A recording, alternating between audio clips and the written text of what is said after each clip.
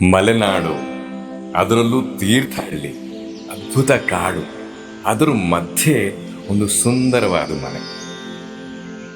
ನೀವೆಲ್ಲ ಒಮ್ಮೆ ಬಂದು ನೋಡಬೇಕು. ಬರಕ್ಕೂ ಮುಂಚೆ ಅಲ್ಲಿ ವಾತಾವರಣ, ಅಲ್ಲಿ ವಾಸಿಸುವ ಜನ, ಅವರ ಮನಸ್ಸುಗಳು ತಿಳಿಯೋದು ಬಿಡವೆ. ಮತ್ತೆ ಬನ್ನಿ ನೋಡೋಣ. ಏ ಗಣಪ, ಅದಲ್ಲ ಈ ಕಡೆದು. ಹಾ ಅದಿಳ್ಸು.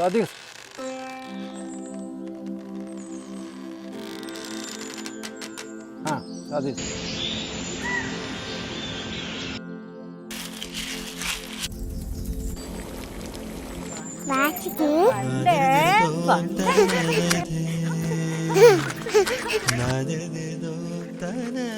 ನಾಳೆ ದೀಪಾವಳಿ ಹಬ್ಬ.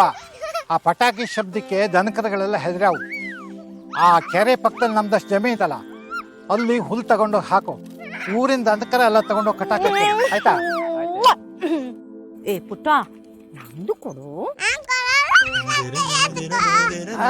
ಬಾ ಆಟ ಆಡೋಣ. ನಾವು ಆಟ ಆಡೋಣ ಇಲ್ಲಿ.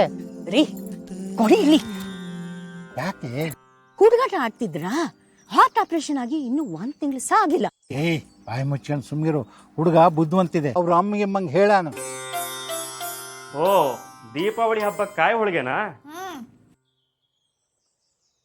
ಅಣ್ಣ, ಅಪ್ಪನ್ ಕಂಡ್ರೆ ಆರಾಮಾಗಿದ್ದಂಗಿಲ್ಲ ಅಲ್ವಾ? ನಾನು ಗಮನಿಸ್ದೆ. ಅವನಂತೂ ಏನು ಹೇಳ್ಕೊಳ್ಳೋದಿಲ್ಲ. ಹಾಗಾಗಿ ನಾನು ಸುಮ್ಮನಾದೆ. ಎಂತಕ್ಕೆ ಯಾರಿಗೂ ಏನು ಹೇಳ್ಬಾರ್ದು. ಕಷ್ಟಕ್ಕೆ ನಮ್ಮ ಮಕ್ಕಳಲ್ದೆ ಮತ್ಯಾರ? ಬೆಳೀತಿರೋ ಗಿಡಗಳ ಮೇಲೆ ಒಣಗ್ತಿರೋ ಮರ ಆಶಯ ಪಡಿಬಾರ್ದು. ನಾವು ಹಾಗೇನೆ. ದೀಪಾವಳಿ ಹಬ್ಬಕ್ಕೆ ಅಂತ ಮಕ್ಕಳು ಬಂದಿರೋದು.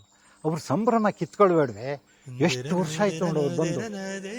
ಆಯ್ತು ಹಾಕೆ ಎಲ್ಲ ಖುಷಿನ್ ಕೂತು ಊಟ ಮಾಡೋಣ. ನಡಿ ಮಳ್ಳಿ.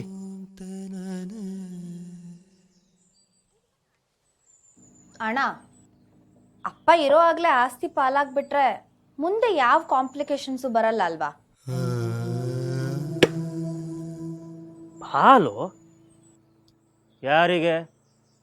ಏನಕ್ಕೆ? ಇದೇನಣ್ಣ ಹೀಗೆ ಹೇಳ್ತಿದ್ಯಾ? ನನ್ನ ಪಾಲಿಗೆ ಏನ್ ಸೇರುತ್ತೆ, ನಿನ್ ಪಾಲಿಗೆ ಏನ್ ಸೇರುತ್ತೆ ಅಂತ ಗೊತ್ತಾಗದ್ ಬೇಡ್ವಾ? ನಾನು ಈ ಮನೆ ಮಗ. ಅಪ್ಪ ಅಮ್ಮ ನೋಡ್ಕೊಳ್ಳೋ ಜವಾಬ್ದಾರಿ ನಂದು. ನಿನಗೆಂತ ಕಾಸ್ತಿಲ್ ಪಾಲ್ ಕೊಡಬೇಕು?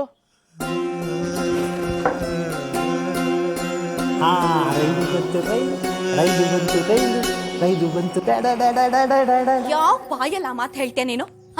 ಬೆಂಗಳೂರಿಗೆ ಹೋದಾಗಿದ್ದ ಅಪ್ಪ ಅಮ್ಮಂಗೆ ಎಷ್ಟು ಸಲ ಫೋನ್ ಮಾಡಿದ್ಯಾ? ದಿವಸ ಅವ್ರಿಗೆ ಫೋನ್ ಮಾಡಿ ಅವ್ರ ಯೋಗಕ್ಷೇಮ ಕೇಳೋದು ನಾನು. ಮನೆ ಮಗ ಅಂತ ಹೇಳ್ಕೊಳಕ್ ನಾಚಿಕೆ ಆಗಲ್ವಾ ನಿನ್ಗೆ? ಎಂತ ಮಾತಾಡ್ತಿದ್ದೀರಾ? ಮೊದ್ಲೇ ಅಪ್ಪ ಏನ್ ಆರೋಗ್ಯ? ಸುಮ್ನೀರೇ. ಅವ್ರದ್ದೇ ಆಸ್ತಿ ಇತ್ತು, ಅವ್ರು ಮಾತಾಡ್ತಿದಾರಲ್ಲ.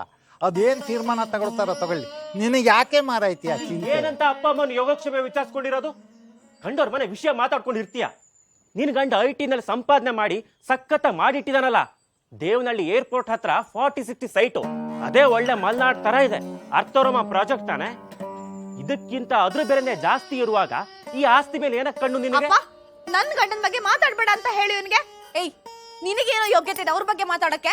ಅವ್ರು ಕಷ್ಟಪಟ್ಟು ದುಡ್ದು ತಗೊಂಡಿರೋ ಸೈಟ್ ಅದು. ನಿನಗ್ ಕೆಲ್ಸ ಕಾರ್ಯ ಇಲ್ಲದೆ ಮನೇಲಿ ಬಿದ್ದಿದ್ದಾಗ ನಿನಗ್ ಕೆಲ್ಸ ಕೊಡ್ಸಿದವ್ರು ಅವರು. ನಿನಗ್ ಬಾರಿಸ್ತೀನಿ ಈಗ. ಮಕ್ಳಿಗೆ ಇದೆಲ್ಲ ಅರ್ಥ ಆಗಲ್ಲ. ಹೋಗಲ್ಲ ನಾಟಕ. ಅಮ್ಮ, ನಾನು ಮನೆಯಲ್ಲಿ ಸುಮ್ಮನೆ ಕೂತ್ಕೊಂಡಿದ್ದಲ್ಲ ಅಂತ ಹೇಳು ಹುಡುಗೆ. ನಾನು ಕಷ್ಟಪಟ್ಟು ಮಾಡಿದ ಅಂಗಡಿನ ನಿನ್ನ ಮದುವೆಗೋಸ್ಕರ ಎಲ್ಲವನ್ನು ಮಾರಿ ಕಳ್ಕೊಂಡಿದ್ದು. ಕಷ್ಟಪಟ್ಟಿದ್ದ? ಅಂಗಡಿಗೆ ನೀನ್ ಸಾಮಾನ್ ತಂದು ಹಾಕ್ತಿದ್ದೆ ಅಷ್ಟೇ. ಅಲ್ಲಿ ಕೂತ್ಕೊಂಡು ವ್ಯಾಪಾರ ಮಾಡಿದವಳು ನಾನು. ನನಗದ್ ಹೇಗ್ ನಿನ್ ಪಾಲ್ ಕೊಡಲ್ಲ ಅಂತ ನಾನು ನೋಡ್ತೀನೋ. ಕೇಸ್ ಹಾಕ್ತೀನಿ, ಕೋರ್ಟಲ್ಲಿ ಡಿಸೈಡ್ ಆಗ್ಲಿ. ಯಾಕೆ ಹೋಗೆ? Lakh lakh family dispute case ಇದ್ದು ಇಂಡಿಯಾದಲ್ಲಿ. ಅದಿತ್ಯರ್ಥ ಆಗಷ್ಟೊತ್ತಿಗೆ ನೀನು ಮುಖ್ಯ ಆಗಿರ್ತೀಯ. ಮುದುಕಿ ಅಲ್ಲ, ನಾನ್ ಸತ್ತು ಬಿಡಲ್ಲ. ನಾನೇ ಸಾಯಿಸ್ತೀನಿ. ನೀನ್ ಬದುಕಿದ್ದು ಏನು ಪ್ರಯೋಜನ ಇಲ್ಲ.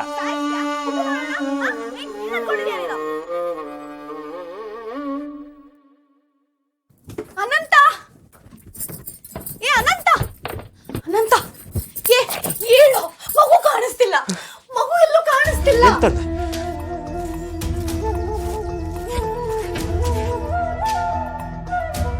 ಪಾಪು, ಶ್ರವಣ,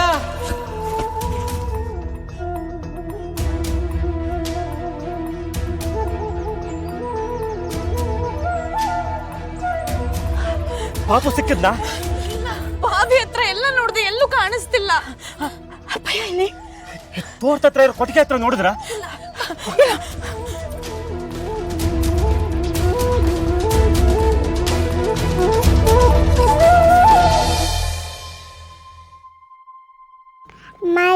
ನಿಂಗೆ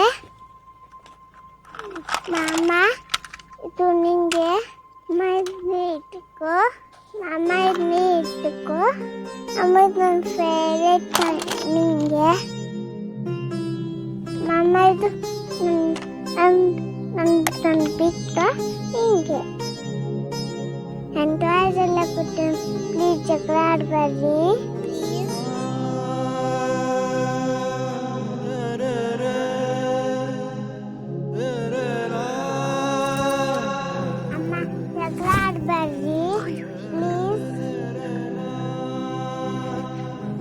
ನೀವು ಜಗಳ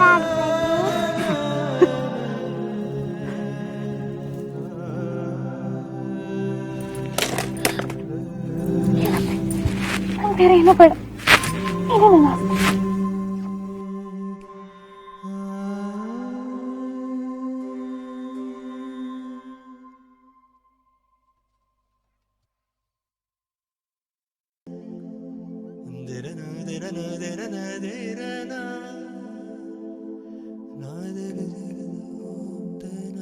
ಅಂತೂ ದೇವ್ರು ನಮ್ಮ ಕುಟುಂಬನ ಕಾಪಾಡ್ಬಿಟ್ಟ. ಮಕ್ಕಳು ದೇವ್ರಿಗೆ ಸಮಾನ. ಲಕ್ಷಾಂತರ ಆಸ್ತಿ ಸಂಬಂಧಿತ ಪ್ರಕರಣಗಳು ನ್ಯಾಯಾಲಯದ ಬಾಗಿಲು ಬಡಿತಾ ಇವೆ. ಇಂಥ ಪ್ರಕರಣಗಳನ್ನ ನ್ಯಾಯಾಲಯದಿಂದ ದೂರ ಇಡುವ ನಿಟ್ಟಿನಲ್ಲಿ ವಿಶಾಲ ಹೃದಯದಿಂದ ನಾವೇ ಬಗೆಹರಿಸ್ಕೊಳ್ಬೋದಲ್ವೇ?